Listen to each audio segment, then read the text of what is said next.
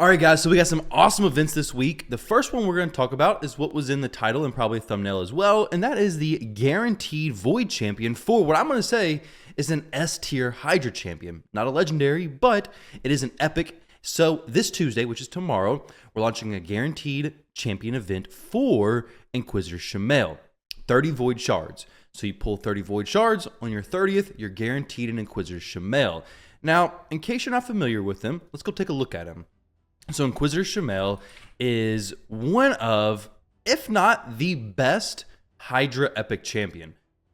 Even better than Oboro.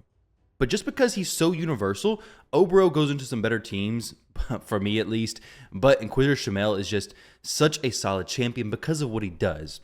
So his A1 ability, single target, it has a chance of reducing the duration of a random buff on the target by 1 turn, so you can build him with some accuracy to kind of lower those buff durations, like the reflect damage, the ally protection, any buffs they steal.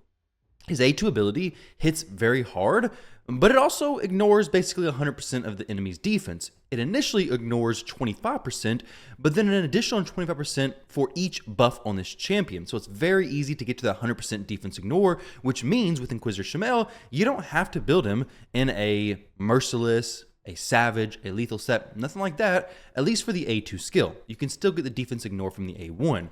And then his A3. This is really where most of his kit is really shining. So his passive, not A3, his passive, each crit fills his champion's turn meter by 7.5%. Whenever an ally receives a fear or true fear debuff from an enemy, this skill will instantly remove the debuff and fill the team leader's turn meter by 15%. That is the most important part. So he gets a fear or true fear from the head of torment on anybody. He's going to cleanse it, boost the leader's turn meter. Could be a Necmo, could be an Arbiter, could be a Newt, a damage dealer, whatever you want it to be. But that champion is going to be going quite a bit faster than anybody else on your team. So Inquisitor Shamael is preventing the fears from placing. He's cleansing those, putting the leader, increased turn meter, and then doing some good damage. So good damage, potential buff decrease, a passive that removes fear and true fear, and boosts turn meter. But also, if you build him as one of your slower champions, you don't have a Mithrala, you don't have another shield champion on the team, you can give him a blood shield accessory, and that will allow him to actually mischief tank. So now you have a champion who's mischief tanking, who's dealing with the head of torment, who can do very good damage from that A3 ability, the A2 ability, and then potentially lower the duration of buffs from the A1 skill. Inquisitor Shamael is without a doubt one of the best epics for Hydra especially. Very good champion. So these are the masteries that I have set up for him. I'll show you guys the team that I run him in. I may actually run him in 2 teams. I just run him in 1. But if I wasn't using, I may not run him in any anymore. So, okay, yeah. So these are my 3 teams. Wixwell team, not needed. The Brutal team, I actually swapped him out because I have 2 cleansers in the team, Mikage and Padrig, so he's not really needed there.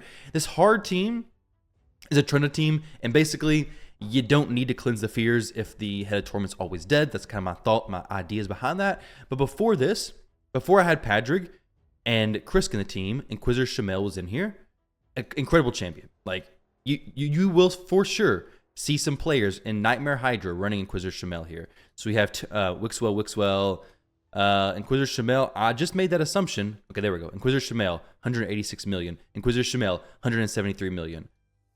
Shamael right here, 63 million. So many Shamaels on Nightmare Hydra. We have even more popping up on Brutal Shamael. For a while, I was running 1 in each of my teams. 3 Inquisitor Shamaels, which is why I had 3 of them built up at one time. 283 million on Brutal. And then we have on Hard, probably some Inquisitor Shamaels as well. He hits hard, mischief tanks, torments, all that kind of stuff.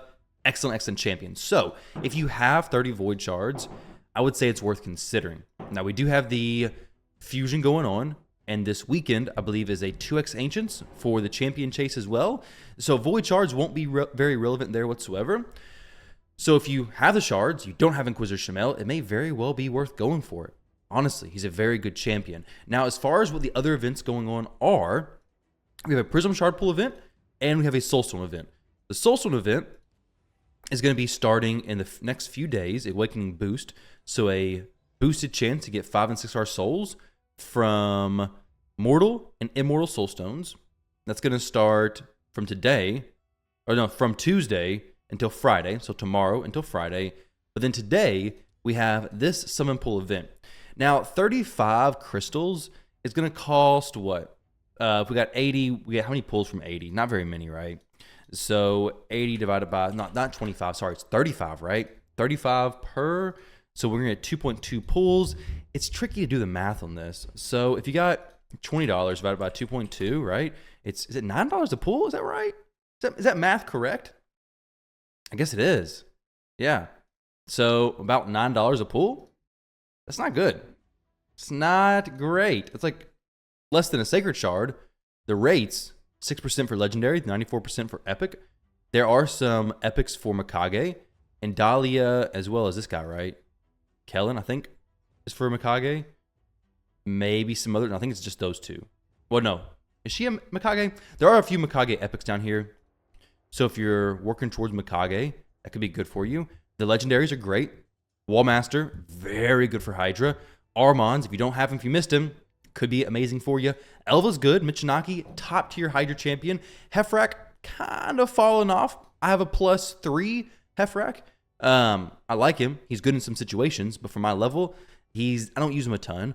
Brogni is good. He's not talked about as much, but is good for the some claim ball stuff right now, especially. He kind of sways in and out. Sometimes he's really, really good, very meta and relevant, and then he kind of falls out, fades away, and then he pops back up again. And then Corvus, good champion. I got some videos of him soloing Dragon, I think 9 hard. And then Rotos. Of course, Rotos is an incredible champion. I would kind of want to pull just for the Rotos, but the chances of me actually getting him are extremely, extremely low. The only way I would do it is if there was another Undead Horde champion here that I could get a chance of getting a dupe of to fill out my faction Guardians. It's not worth me pulling a bunch of these shards for a Rotos, who is just going to be a +1 champion. I like Rotos a lot, but I'm not pushing high-level arena where that would actually matter. So let me double check that. Is it $9 per pull? So 210 divided by, sorry, not times, divided by 35 is going to be 6 pulls. So 6 pulls for $50.